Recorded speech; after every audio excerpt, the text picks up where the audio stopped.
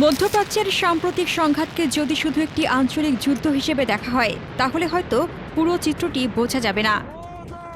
কারণ এই যুদ্ধের পেছনে রয়েছে আরও গভীর একটি খেলা, যেখানে সামরিক শক্তির পাশাপাশি অর্থনীতি, প্রযুক্তি এবং কৌশলগত পরিকল্পনা একসাথে কাজ করছে। আর এই বড় ছবির কেন্দ্রে রয়েছে ইরান এবং চীন, যারা ধীরে ধীরে বিশ্ব রাজনীতির দাবার বোর্ড নতুনভাবে সাজিয়ে দিচ্ছে। যুক্তরাষ্ট্র ও ইসরায়েলের ইরানের বিরুদ্ধে সামরিক অভিযানের পর চীনের প্রতিক্রিয়া ছিল বেশ ব্যতিক্রমধর্মী। তারা একসাথে দুটি পথে এগিয়েছে, একদিকে কূটনৈতিক ভাষ্য, অন্যদিকে সামরিক বার্তা। অর্থাৎ চীন এই সংঘাতকে শুধু রাজনৈতিক উত্তেজনা হিসেবে দেখছে না, বরং এটিকে একটি সম্ভাব্য বৈশ্বিক সামরিক হুমকি হিসেবেও বিবেচনা করছে। এই দ্বিমুখী কৌশলে আসলে চীনের দীর্ঘমেয়াদী পরিকল্পনার ইঙ্গিত দেয়। চীনের পিপলস লিবারেশন আর্মির এক কর্নেল তার বক্তব্যে সরাসরি যুক্তরাষ্ট্রকে যুদ্ধের নেশাগ্রস্ত একটি শক্তি হিসেবে বর্ণনা করেন। তিনি উল্লেখ করেন, যুক্তরাষ্ট্রের ইতিহাসে খুব অল্প সময়েই প্রকৃত শান্তি ছিল।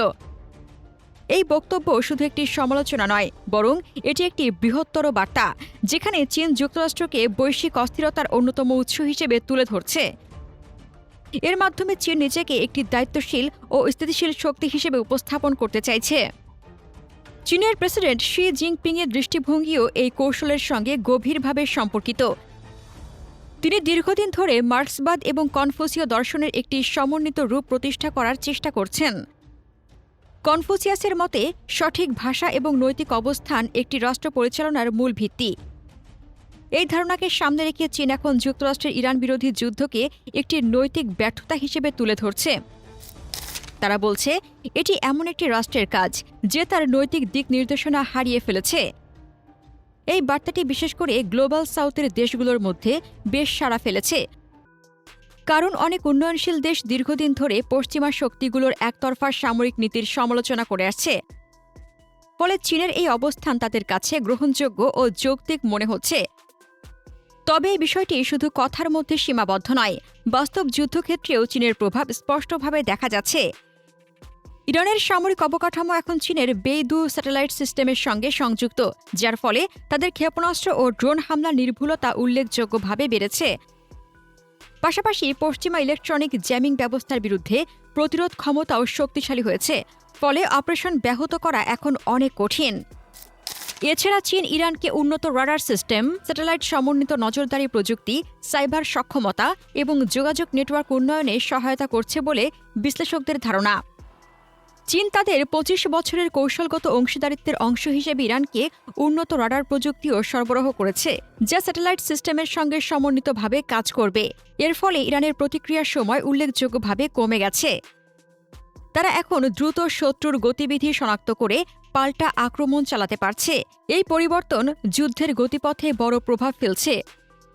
অন্যদিকে রাশিয়াও এই সংঘাতে একটি গুরুত্বপূর্ণ ভূমিকা পালন করছে। ইউক্রেন যুদ্ধে পশ্চিমা প্রতিরক্ষা ব্যবস্থার বিরুদ্ধে যে অভিজ্ঞতা রাশিয়া অর্জন করেছে তা এখন ইরান কাজে লাগাচ্ছে। বিশেষ করে ড্রোন শর্ম এবং ব্যালিস্টিক মিসাইল একসাথে ব্যবহার করার কৌশল এখন আরও উন্নত হয়েছে। এই সমন্বিত আক্রমণ পদ্ধতি প্রতিপক্ষের প্রতিরক্ষা ব্যবস্থাকে বিভ্রান্ত ও দুর্বল করে দেয়। এই কৌশল ইতিমধ্যেই বাস্তবে কার্যকর প্রমাণিত হয়েছে। ইরান এখন একসাথে বহু ড্রোন এবং মিসাইল ব্যবহার করে আক্রমণ চালাচ্ছে, যা প্রতিরক্ষা ব্যবস্থার উপর বিশাল চাপ সৃষ্টি করছে। ফলে যুদ্ধের ধরন দ্রুত পরিবর্তিত হচ্ছে, যেখানে কম খরচে উচ্চ কার্যকারিতা অর্জন করা সম্ভব হচ্ছে। এখন আসা যাক সবচেয়ে গুরুত্বপূর্ণ কৌশলগত চাল, হরমুজ প্রণালী। এটি বিশ্বের অন্যতম গুরুত্বপূর্ণ জ্বালানি করিডোর, যেখান দিয়ে প্রায় ২০% বৈশ্বিক তেল পরিবহন হয়। ইরান এখানে অত্যন্ত কৌশলী পদক্ষেপ নিয়েছে। তারা ঘোষণা করেছে, শুধুমাত্র সেই তেলবাহী জাহাজগুলোই এই পথ দিয়ে চলাচল করতে পারবে যেগুলোর লেনদেন চীনা মুদ্রা ইউয়ানে সম্পন্ন হয়েছে। অর্থাৎ ডলার বা ইউরোর কোনো স্থান নেই, শুধু ইউয়ান। এই সিদ্ধান্তটি শুধু অর্থনৈতিক নয়, বরং ভূরাজনৈতিক দিক থেকেও অত্যন্ত গুরুত্বপূর্ণ। কারণ এটি সরাসরি পেট্রোডলার ব্যবস্থার বিরুদ্ধে একটি বড় চ্যালেঞ্জ। পেট্রোডলার ব্যবস্থা ১৯৭৪ সাল থেকে কার্যকর, যেখানে তেলের লেনদেন মূলত মার্কিন ডলারে হয়ে থাকে। এর ফলে যুক্তরাষ্ট্র বৈশ্বিক অর্থনীতিতে একটি শক্তিশালী অবস্থান ধরে রাখতে পেরেছে। কিন্তু এখন চীন, ইরান এবং রাশিয়া এই ব্যবস্থার বিকল্প তৈরি করছে, পেট্রো ইউয়ান। ইতিমধ্যে ইরানের প্রায় ৯০% তেল রপ্তানি ইউয়ানের নিষ্পত্তি হচ্ছে। এই পরিবর্তন ধীরে ধীরে অন্যান্য দেশগুলোকেও প্রভাবিত করতে পারে। বিশেষ করে গ্লোবাল সাউথের দেশগুলো এই নতুন ব্যবস্থার দিকে ঝুঁকতে পারে। চীন এই পুরো প্রক্রিয়াকে তাদের দীর্ঘমেয়াদী পরিকল্পনার অংশ হিসেবে দেখছে। তাদের সাম্প্রতিক ৫ বছর মেয়াদী পরিকল্পনায় অর্থনীতি, প্রযুক্তি, পরিবেশ এবং জ্বালানি নিরাপত্তাকে একসাথে বিবেচনা করা হয়েছে। তারা একটি সমন্বিত উন্নয়ন মডেল তৈরি করতে চায়, যেখানে প্রতিটি খাত একে অপরকে সমর্থন করবে। এই প্রেক্ষাপটে পেট্রোডলারকে দুর্বল করা চীনের জন্য একটি কৌশলগত লক্ষ্য, কারণ এর মাধ্যমে তারা বৈশ্বিক অর্থনীতিতে নিজেদের প্রভাব আরও বাড়াতে পারবে। আর ইরান এই পরিকল্পনাকে বাস্তবায়নে একটি গুরুত্বপূর্ণ ভূমিকা পালন করছে। এই পুরো কৌশলকে বোঝার জন্য গো খেলার উদাহরণ দেওয়া যেতে পারে। এই খেলায় সরাসরি আক্রমণের চেয়ে বেশি গুরুত্ব দেওয়া হয় অবস্থান তৈরি করা, ধীরে ধীরে বোর্ড দখল করা এবং দীর্ঘমেয়াদী পরিকল্পনা বাস্তবায়নের ওপর। চীন ঠিক এইভাবেই বছরের পর বছর ধরে নিজেদের অবস্থান শক্তিশালী করেছে। Belt and road initiative, BRICS জোট, বিকল্প পেমেন্ট সিস্টেম সবকিছু মিলিয়ে তারা একটি নতুন বৈশ্বিক কাঠামো তৈরি করছে। আজকের এই সংঘাত সেই দীর্ঘমেয়াদী পরিকল্পনারই একটি অংশ হিসেবে দেখা যেতে পারে। সবশেষে বলা যায়, ইরান ও চীন শুধু একটি যুদ্ধের অংশ নয়, বরং তারা একটি নতুন বৈশ্বিক ব্যবস্থার ভিত্তি গড়ে তুলছে। এখানে যুদ্ধ শুধু অস্ত্রের মাধ্যমে নয়, বরং অর্থনীতি, প্রযুক্তি এবং কৌশলগত পরিকল্পনার মাধ্যমে পরিচালিত হচ্ছে। এই পরিবর্তনের প্রভাব ভবিষ্যতে কতটা গভীর হবে তা এখনও পুরোপুরি বোঝা যায়নি। তবে একটি বিষয় নিশ্চিত, বিশ্ব রাজনীতির দাবার বোর্ডে নতুন করে খেলা শুরু হয়েছে। আর এই খেলায় যারা ধৈর্য ধরে দীর্ঘমেয়াদী পরিকল্পনা করতে পারবে, তারাই শেষ পর্যন্ত জয়ী হবে। সবকিছু মিলিয়ে এই সংঘাতকে শুধু একটি আঞ্চলিক যুদ্ধ হিসেবে দেখা ভুল হবে। এটি আসলে একটি বহুস্তরীয় লড়াই, যেখানে সামরিক শক্তির পাশাপাশি প্রযুক্তি, অর্থনীতি এবং দীর্ঘমেয়াদী কৌশল একসাথে কাজ করছে। চীন একদিকে কূটনৈতিক ও নৈতিক ভাষ্যের মাধ্যমে যুক্তরাষ্ট্রকে চ্যালেঞ্জ করছে, অন্যদিকে বাস্তব যুদ্ধক্ষেত্রে প্রযুক্তিগত সহায়তার মাধ্যমে ইরানের সক্ষমতা বাড়িয়ে দিচ্ছে।